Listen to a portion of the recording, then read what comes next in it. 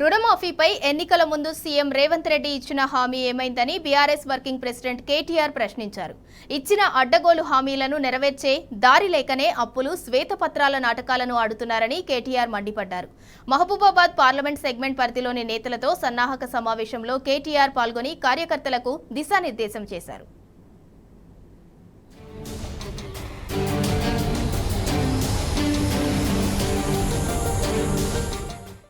పదేళ్లలో వందలాది సంక్షేమ కార్యక్రమాలు అమలు చేసినప్పటికీ ఎన్నడూ ప్రజల్ని క్యూ లైన్లలో నిలబెట్టలేదన్నారు BRS working president KTR. Congress చేసిన తప్పుడు ప్రచారాన్ని నమ్మి గొప్పగా పనిచేసిన నాయకుల్ని ప్రజలు తిరస్కరించారన్నారు. మహబూబాబాద్ పార్లమెంటు సెగ్మెంట్ పరిధిలోని నేతలతో సన్నాహక సమావేశంలో కేటీఆర్ పాల్గొని కార్యకర్తలకు దిశానిర్దేశం చేశారు.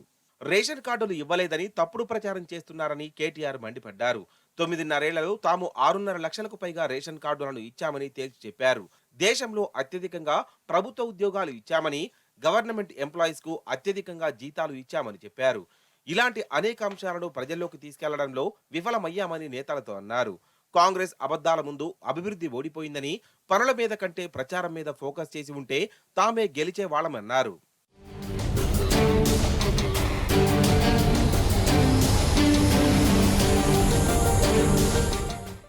బీఆర్ఎస్ హయాంలో ప్రజల సౌకర్యమే చూశాం కానీ రాజకీయ ప్రయోజనం, ప్రచారం గురించి ఎన్నడూ ఆలోచించలేదన్నారు కేటీఆర్. బీఆర్ఎస్ కు 3వ వంతు సీట్లు వచ్చాయన్న కేటీఆర్ 14 స్థానాల్లో గరిష్టంగా 6,000 ఓట్ల తేడాతో ఓడిపోయామన్నారు. మొత్తంగా కాంగ్రెస్ కు బీఆర్ఎస్ కు మధ్య తేడా కేవలం 1.85% మాత్రమే అని తెలిపారు.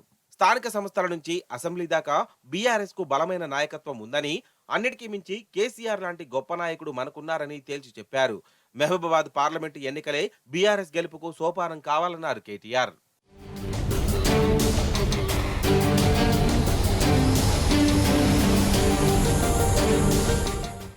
రుణమాఫీపై ఎన్నికల ముందు రేవంత్ రెడ్డి ఇచ్చిన హామీ ఏమైందని కేటీఆర్ ప్రశ్నించారు.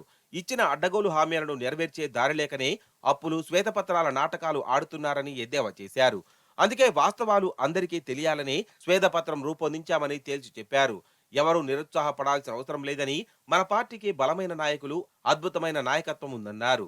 ఇలాంటి పార్టీ సమావేశాలను వరుసగా పెట్టుకుని అనుబంధ సంఘాలను బలోపేతం చేస్తామన్నారు. పార్టీకి అన్ని వర్గాలను దగ్గరయ్యేలా కార్యక్రమాలు చేపడతామని చెప్పారు. గిరిజనులకు స్థానిక సంస్థల రిజర్వేషన్తో పాటు పోడు భూముల పట్టాల పంపిణీతో పాటు అనేక ఇతర సంక్షేమ పథకాలు అందించామని కేటీఆర్ చెప్పారు. అయినా గిరిజనం ఎక్కువ ఉన్న చోట్ల కూడా ప్రజలు పూర్తి మద్దతు మనకివ్వలేదన్నారు. ఇలాంటి వాటన్నిటి విమర్శ చేసుకుని ముందుకు పోదామని కార్యకర్తలకు కేటీఆర్ దిశానిర్దేశం చేశారు.